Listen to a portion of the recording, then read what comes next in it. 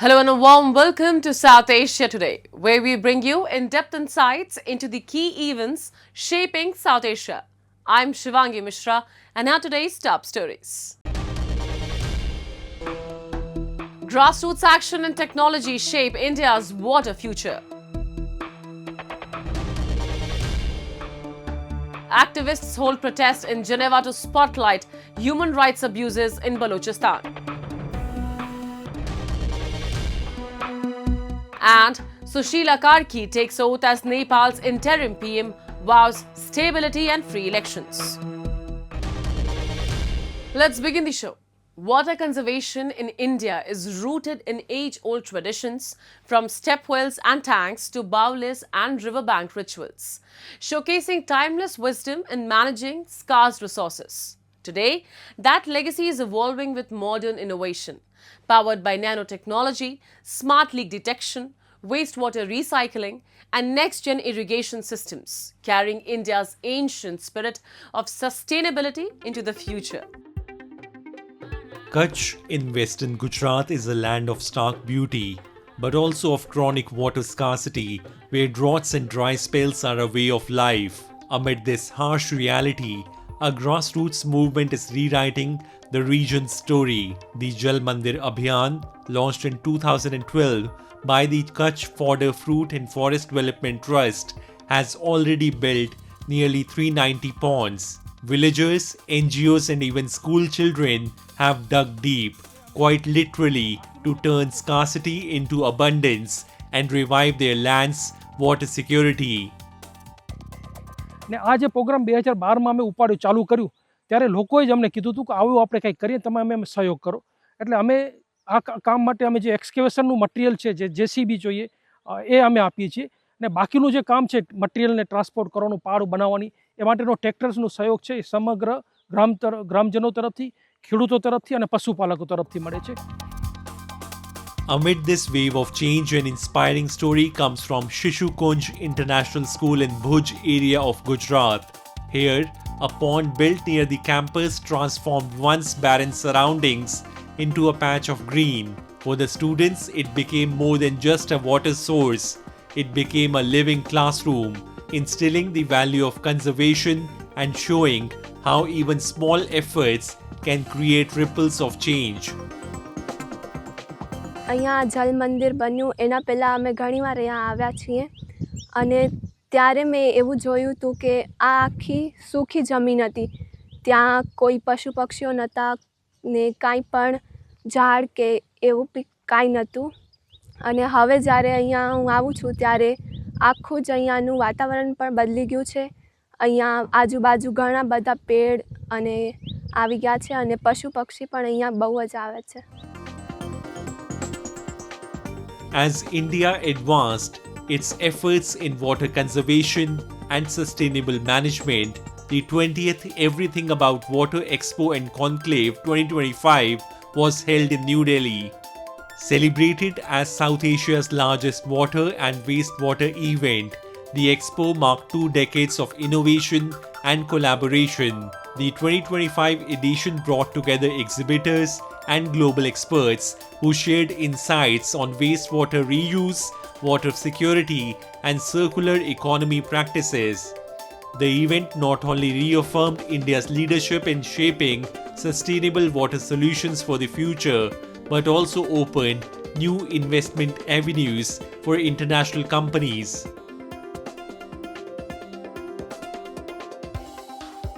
India market is getting very bigger and bigger. Actually, our company, the most we sell the Europe, but now the India market is getting bigger and bigger and more than India, so more than the Europe. So yeah, we are decided to focus the India market as well, and he's doing very well. Among the innovations driving sustainable water management, nano bubble technology stands out. By generating microscopic gas bubbles, it effectively cleans and treats wastewater without chemicals, offering an economical, eco-friendly solution. This cutting-edge approach enables water reuse, reduces environmental impact, and supports communities and industries in conserving precious resources. technology, our idea is to bring the water back into the circular economy. So whatever we are consuming and whatever water is being wasted, it can be treated in a sustainable way. Number one, chemical-free technology. Number two, economical. And number three, it is brought back to the circular economy. That is, it is reused. Simultaneously, innovative startups are deploying AI-powered underwater vehicles to monitor water bodies, track pollution levels, and provide real-time data. These smart systems help authorities and industries respond quickly, ensuring cleaner rivers, lakes, and reservoirs. We work on underwater vehicles. Mostly we work on customized solutions based upon our remotely operated underwater vehicles. AI helps us to detect objects underwater and avoid them. It helps us assist the operator of the vehicle to not crash into the objects, as well as provide us with the analytics with the kind of pollutants that are underwater, and we provide you with a dashboard that gives you at what point in the water is what kind of pollutant excessive. India's journey in water conservation blends ancient wisdom with modern innovation. From grassroots movements in Kutch to cutting-edge technologies like nanobubbles and AI-powered monitoring, the nation is proving that sustainable water management is not just possible, it is essential for communities, industries, and the planet. Moving on, a recent protest was held at the iconic Broken Chair Monument near the United Nations in Geneva, organized by the Baloch National Movement and allied human rights activists during the 60th UN Human Rights Council session. Activists raised their voices against alleged human rights abuses in Balochistan, accusing Pakistan of atrocities and demanding justice. Here's a report. For decades, the people of Balochistan have endured systematic oppression. Despite the region's vast wealth, its population is deprived of clean water, healthcare, and education. Media suppression and crackdowns on free expression have further silenced dissent, leaving grievances unaddressed within Pakistan. Enforced disappearances have become a tragic norm in Balochistan, where thousands have vanished without a trace. Students, activists, and ordinary citizens taken by the very forces meant to protect them.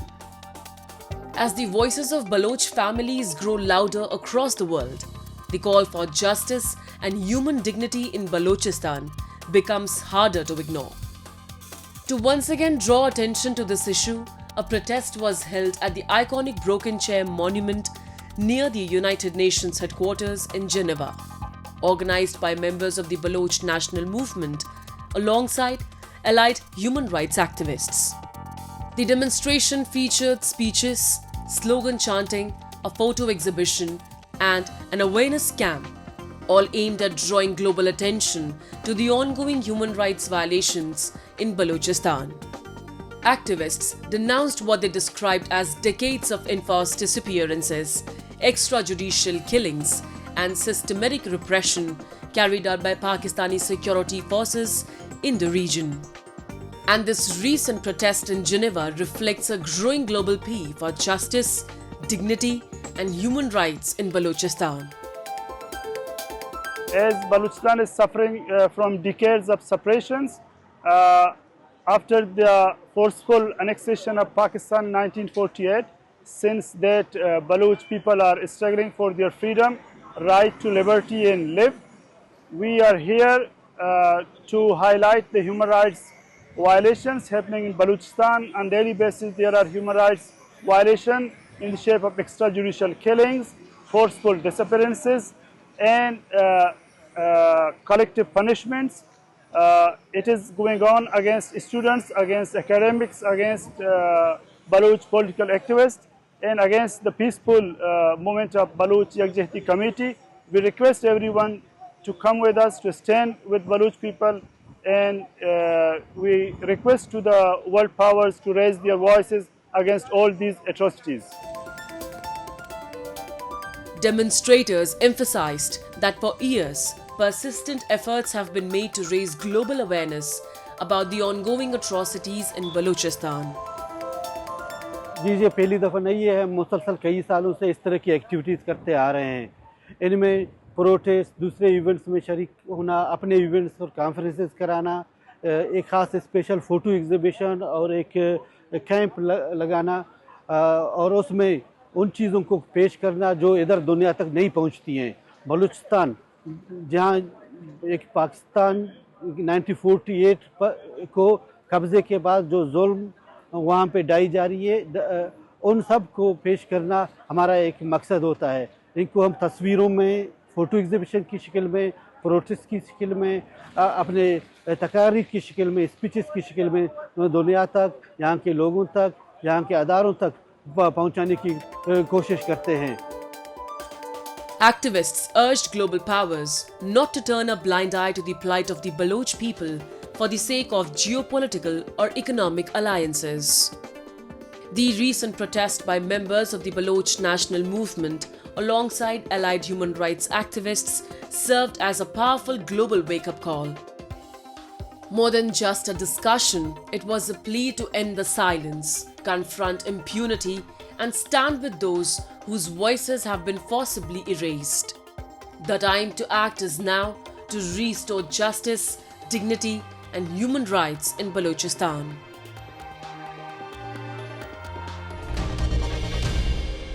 Now we take a look at some happenings in Asia in a segment called Asia Watch. Mauritius Prime Minister Navinchandra Ramgoolam laid a wreath at Rajghat, a memorial dedicated to Indian independence hero Mahatma Gandhi in New Delhi, Delhi this week, ahead of his meeting with President Draupadi Murmu. Ramgoolam and Indian Prime Minister Narendra Modi held delegation-level talks in northern Varanasi on Thursday and signed several memoranda of understanding. Ramgoolam also visited the Tirupati temple in southern Andhra Pradesh state before his departure to the capital. Mauritius became independent in 1968, but London retained control of the Chagos and forcibly displaced up to 2,000 people to make way for the Diego Garcia military base, which it had leased to the US in 1966.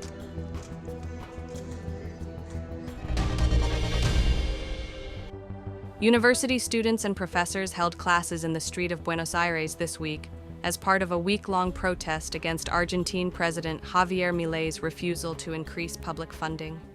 Members of the Faculty of Philosophy and Letters at the University of Buenos Aires moved tables and chairs into the street to protest what they called a plan to destroy public universities.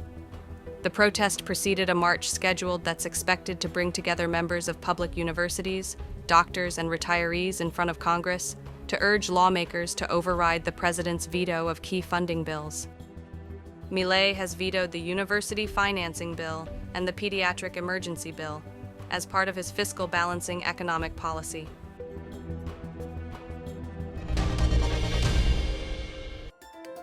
The United States this week rolled out its Typhoon intermediate-range missile system in Japan for the first time, underscoring Washington and Tokyo's willingness to field weapons that Beijing has condemned as destabilizing.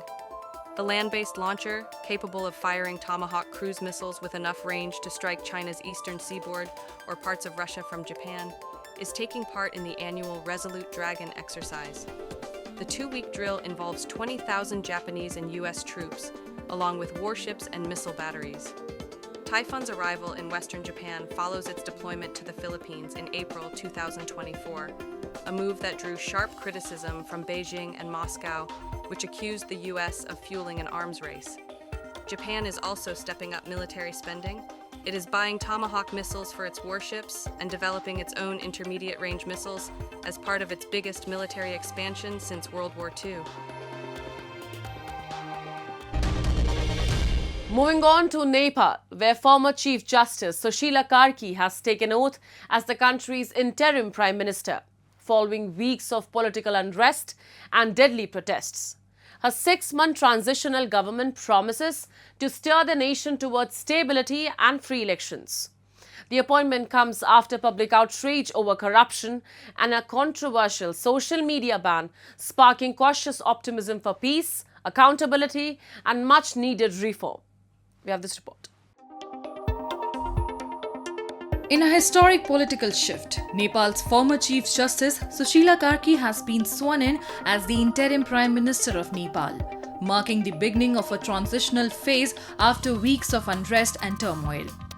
Her appointment comes at a time when the Himalayan nation is still reeling from deadly protests sparked by allegations of corruption and the controversial social media ban imposed by the previous administration.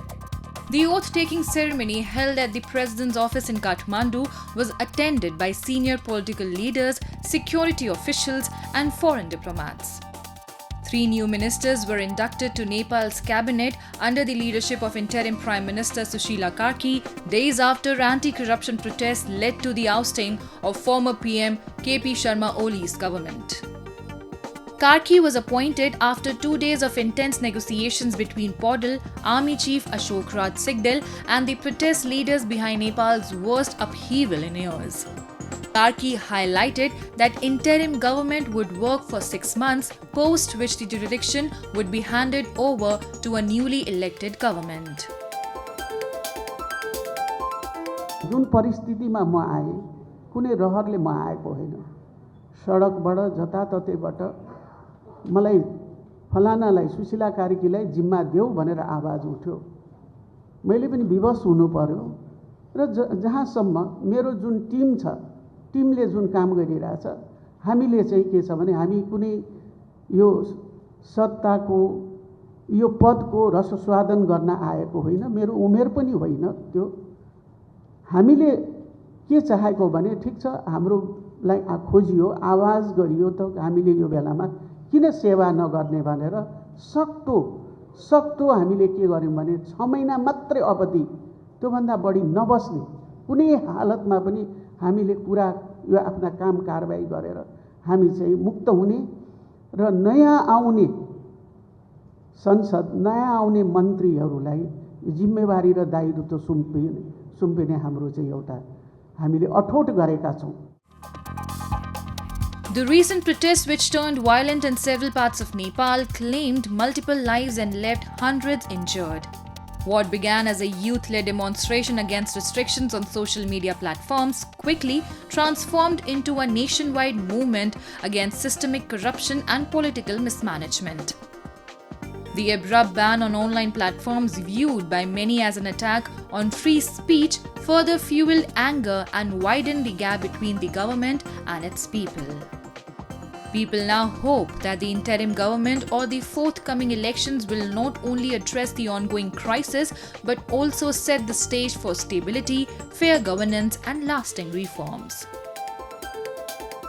अब आशा गरौँ हैन हुन्छ भन्ने विश्वास साथै गरेका छन् सबै कुरो विश्वासमै भर पर्छ भनौं न आशा गरौँ हुन्छ भन्ने लाग्छ. International observers have also welcomed the development. Neighbouring India and China, both of which have deep ties with Nepal, expressed hope that the interim government will foster peace and focus on economic recovery. As Nepal stands at this critical crossroads, the leadership of Sushila Karki symbolizes both restraint and responsibility in a time of deep uncertainty. While challenges of political mistrust, economic fragility and social division remain, the interim government's pledge of free and fair elections has sparked cautious optimism among citizens and international partners alike. For now, the streets of Kathmandu breathe a little easier as the nation dares to believe that this transition may finally pave the way towards stability and renewal.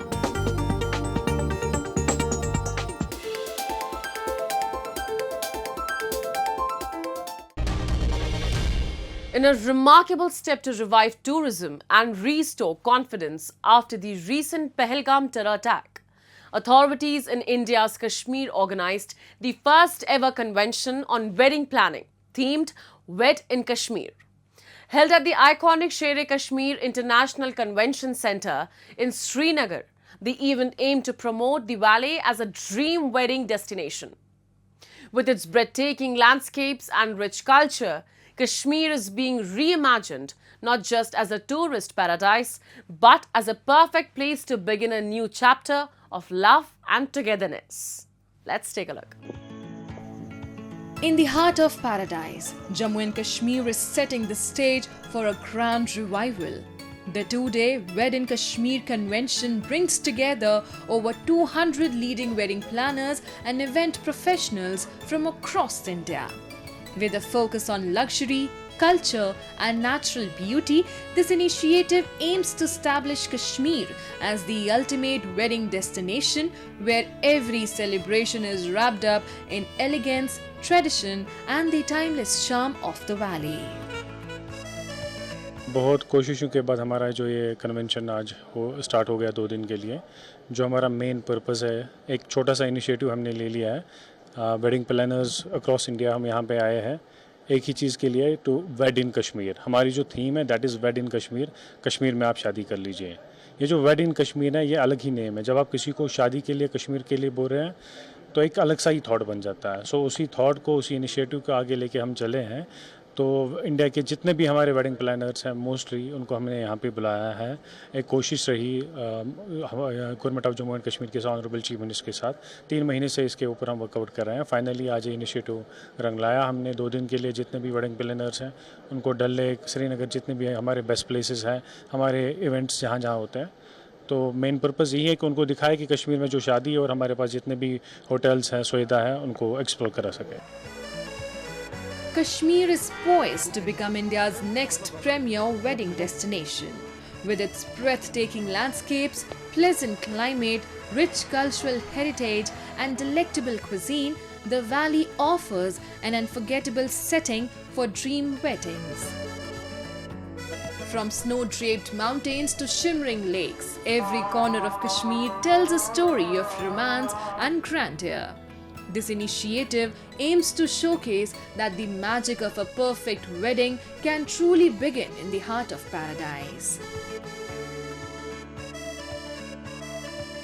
So basically ये एक नया destination हम दिखाना चाहते हैं लोगों को कि यहाँ पे वेडिंग्स, यहाँ पर भी बहुत अच्छी वेडिंग्स हो सकती है। काफ़ी अच्छे वेन्यूज़ हैं, वेदर है, खाना है। आपको पता ही है कश्मीर की वादियों के बारे में, तो उसके बारे में मुझे ज़्यादा कुछ बताने की ज़रूरत नहीं है। बर्फ़ है, झील है। So yes, we want to bring lot of weddings, destination weddings to Kashmir now. So this should be now the hot place for Indian wedding. As destination weddings began moving beyond Rajasthan and even out of India, a new vision emerged to bring that celebration home to Kashmir. In the wake of the Pahalgam terror attack, over 200 top wedding planners have gathered to rekindle joy in the valley. With its majestic mountains and the serene beauty, Kashmir is being reimagined as the perfect stage for love, laughter, and unforgettable wedding moments.